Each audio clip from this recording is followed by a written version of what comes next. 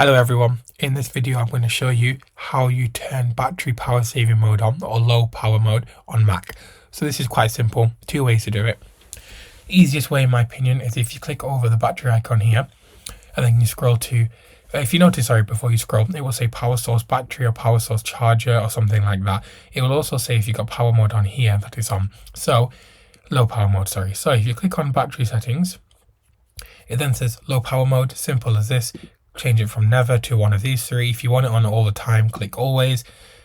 And then you have to then put your administrator password in or fingerprint. If you want it on these two, I haven't checked, but I assume that if you put it on this one, it'll always be on when plugged in. And if you put it on this one, it probably puts it on when you're on low power. Always though, if you want it on all the time. If you then check up here, it will now say it's on. If you want to turn it off, just click on here again. It'll take you back to this page, change it to never. Another way to do it, click on settings down here, scroll down to where it says battery, and then you're back to the same page. So it's as simple as that. And this will hopefully extend your battery life. It will reduce some of the performance of the Mac. If you don't want it to do that, turn it off again. It's quite as simple as that. Easy to do.